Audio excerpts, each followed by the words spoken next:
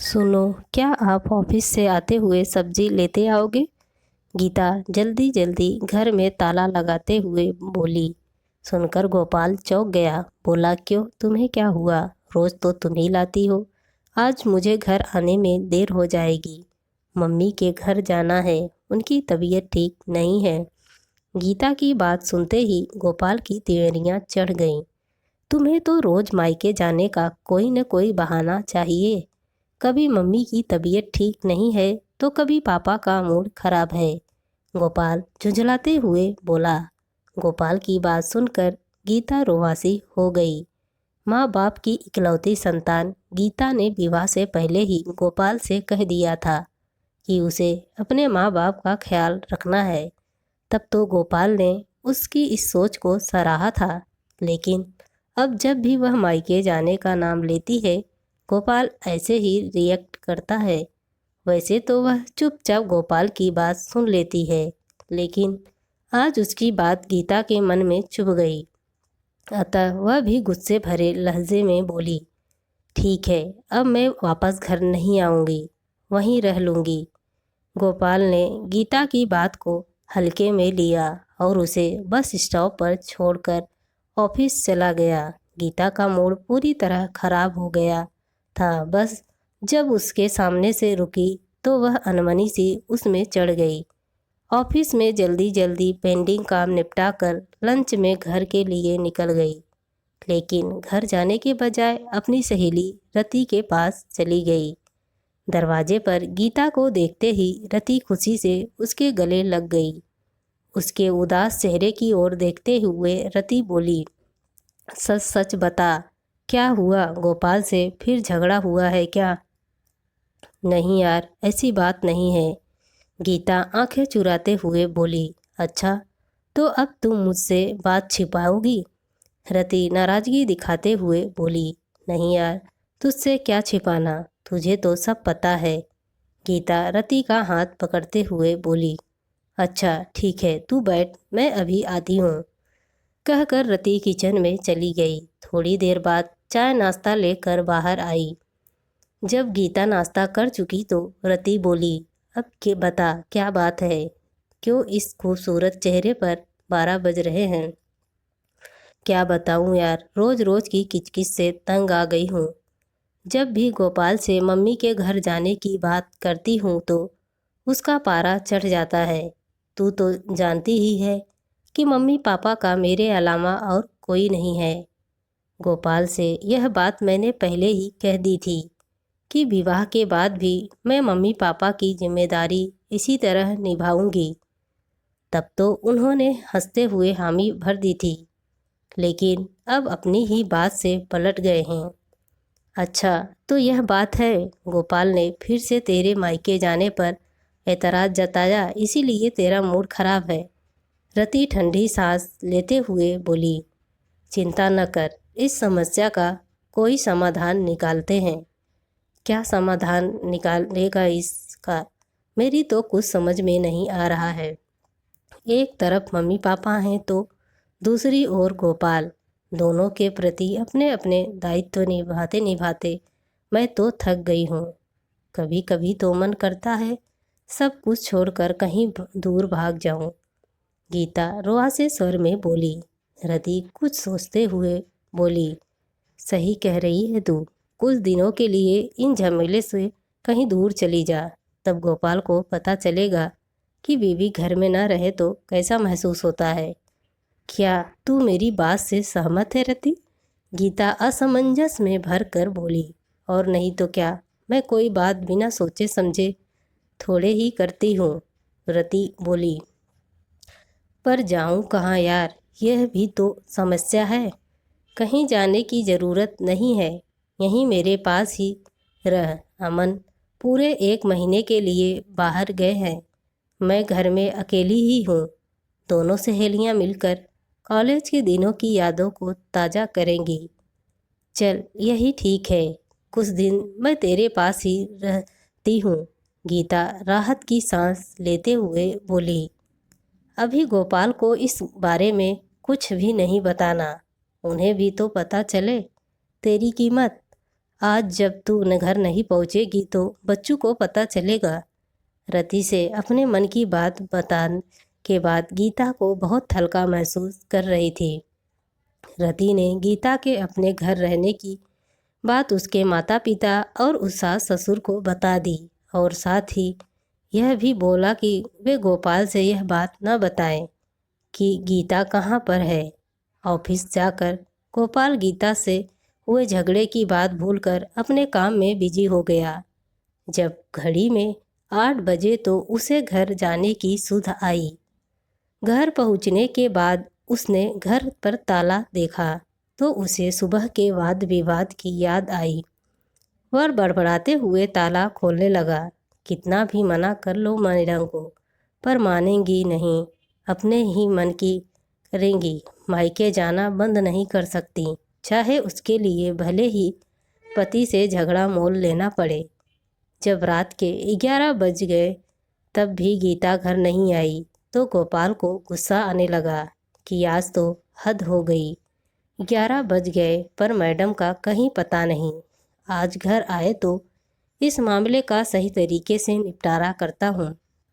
लेकिन जब 12 बजे तब भी गीता नहीं आई तो गोपाल को सुबह का याद आ गया। साथ ही अपना डायलॉग भी याद आ गया कि तुम वहीं क्यों नहीं रुक जाती।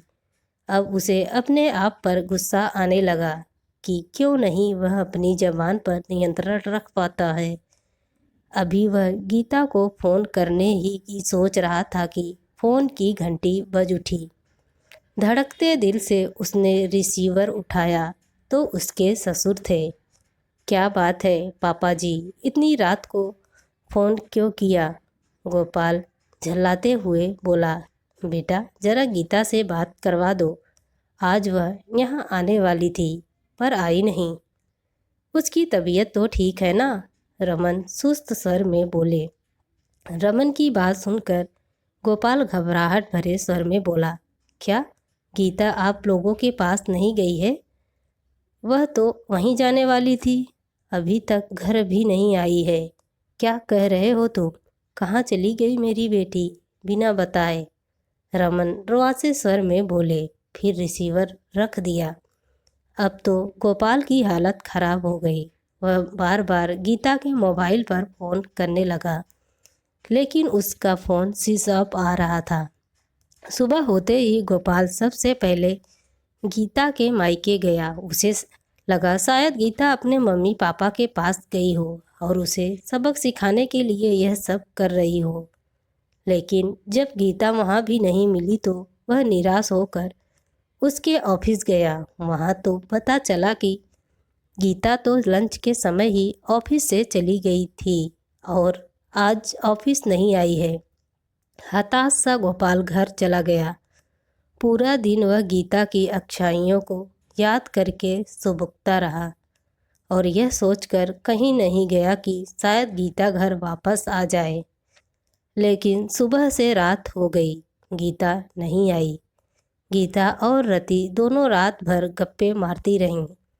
देर रात सोईं। सुबह कॉल बेल की आवाज़ से गीता की नींद टूट गई तो उसने देखा कि रति गहरी नींद सो रही है।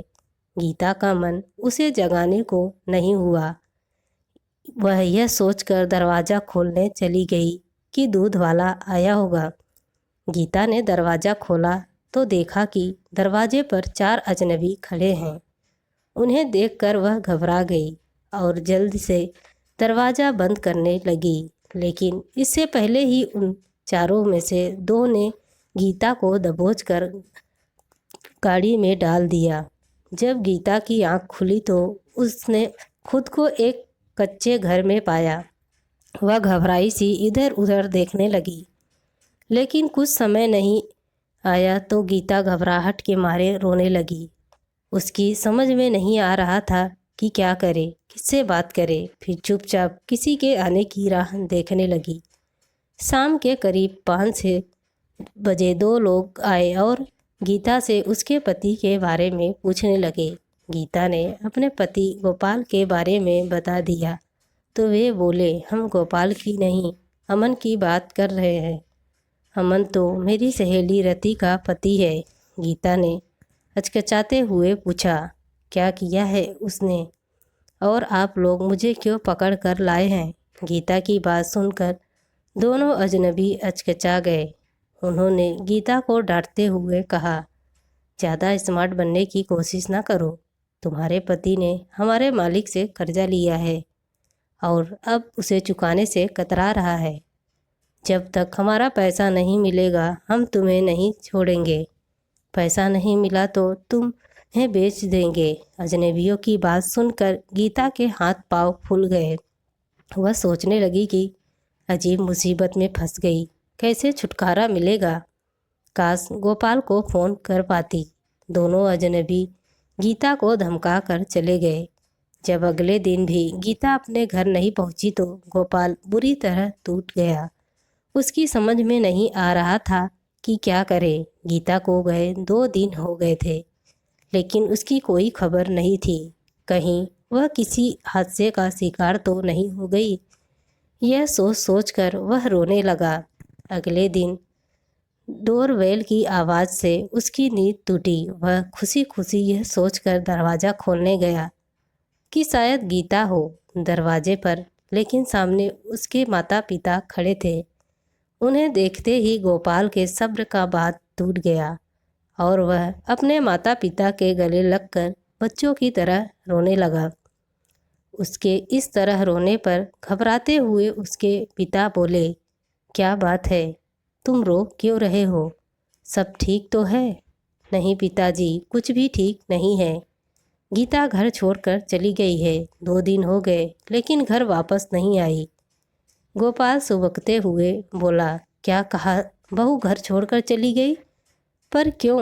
गोपाल की माँ हैरानी से बोली, जरूर तूने ही उससे झगड़ा किया होगा, वरना मेरी बहू तो बेहद समझदार है। हाँ माँ, मैंने ही उसका दिल दुखाया है। पहली बार नहीं, हमेशा उसे दुखी करता हूँ मैं, तभी वह मुझे छोड़कर चली गई। कहते हुए गोपाल ने सारी बात माता पिता को बता दी। किया तो तूने गलत है बेटा। जब उससे शादी से पहले ही यह कह दिया था कि उसने ही अपने माता पिता का सहारा बनना है, तो तू क्यों उसके मायके जाने पर ऐतराज़ जताता है? क्या कभी उसने तुझे रोका है हमारे प्रति अपनी जिम्मेदारियां निभाने से, या फिर उसने कभी हमारी सेवा करने में कोई कसर छोड़ी है? गोपाल के पिता उसे समझाते हुए बोले, आप सही कह रहे हैं पापा, मैं ही गलत था जो अपनी बीवी के मनोभावों को नहीं समझ सका। एक बार वह वापस आ जाए तो मैं उसकी सारी बातें मानूंगा और उसके माता पिता को भी आपकी ही तरह समझूंगा। गोपाल के मम्मी पापा को उसके घर आए 2 दिन हो गए, लेकिन गीता का कोई फ़ोन नहीं आया तो उन्हें भी घबराहट होने लगी। वे सोचने लगे कि गीता ने हमसे कांटेक्ट क्यों नहीं किया, कहीं सचमुच में उसके साथ कोई हादसा तो नहीं हो गया। उधर गीता के अचानक गायब हो जाने से रति बहुत परेशान थी। उसकी समझ में नहीं आ रहा था कि वह अचानक कहाँ चली गई। उसने अपने दिल को यह सोचकर तसल्ली दी कि हो सकता है वह गोपाल के पास लौट गई हो, लेकिन जाने से पहले वह अपना फ़ोन क्यों नहीं लेकर गई। यह बात रति को परेशान कर रही थी। 2 दिन तक उसने गीता के आने का इंतज़ार किया, लेकिन जब उसकी कोई खबर नहीं मिली तो उसने गोपाल से मिलने का निश्चय किया। अगले दिन रति गोपाल के ऑफिस पहुंची और उसे सारी बात बता दी। रति की बात सुनकर गोपाल घबरा गया। रति बोली, ऐसे घबराने से काम नहीं चलेगा। गोपाल, लगता है गीता किसी बड़ी मुसीबत में फंस गई है, हमें पुलिस से रिपोर्ट दर्ज करानी चाहिए। फिर दोनों पुलिस स्टेशन पहुँचे और गीता की गुमशुदगी का रिपोर्ट लिखवा दी। रिपोर्ट लिखवाने के बाद अगले ही दिन गोपाल के पास फ़ोन आया कि पास के गांव से कुछ लोगों की शिकायत आई है कि वहां एक खाली मकान में कुछ औरतों को कैद करके रखा गया है। उन्हें कहीं बाहर भेजने की तैयारी चल रही है, वह वहाँ रेड मारने जा रहे हैं। आप भी हमारे साथ चलिए, शायद आपकी पत्नी की कोई खबर मिल जाए। फ़ोन सुनते ही गोपाल अपने और गीता के मम्मी पापा के साथ पुलिस स्टेशन पहुंचा। साथ ही में रति भी थी। पुलिस की टीम के साथ वे सभी गांव पहुंचे। वहां एक कमरे में गीता बंद थी। सभी औरतों और वहां उपस्थित गुंडों को पकड़ लिया गया। पुलिस इंस्पेक्टर ने गोपाल से कहा, देखिए, इनमें से कोई आपकी पत्नी तो नहीं है? उन्हें देखकर गोपाल निराश हो गया, क्योंकि उनमें गीता नहीं थी। इंस्पेक्टर बोले, आप परेशान ना हो, हम पूरे घर की तलाशी लेते हैं। हो सकता है कि आपकी पत्नी को किसी और कमरे में रखा गया हो। पूरे घर की तलाशी लेने के बाद गीता एक कमरे में घुटनों पर मुंह रखे रोती मिली। गीता को देखते ही खुशी के मारे गोपाल की चीख निकल गई। थैंक यू इंस्पेक्टर, मेरी पत्नी वह रही। गोपाल को देखते ही गीता उससे लिपट गई। गोपाल उससे माफ़ी मांगते हुए बोला, मुझे माफ़ कर दो गीता, मेरी वजह से तुम्हें इतनी मुसीबतों का सामना करना पड़ा। मैं तुमसे वादा करता हूँ कि अब कभी तुम्हें अपनी जिम्मेदारियाँ पूरी करने से नहीं रोकूंगा। अब घर चलो बहू, घर चलो, तुम्हारा पति पूरी तरह सुधर गया है। गीता अपने सास ससुर का सम्मानित स्वर सुनकर मुस्कुराने लगी। दोस्तों, आप सबको यह स्टोरी कैसी लगी प्लीज़ कमेंट करके ज़रूर बताएं और मेरे चैनल को लाइक एंड सब्सक्राइब करना न भूलें।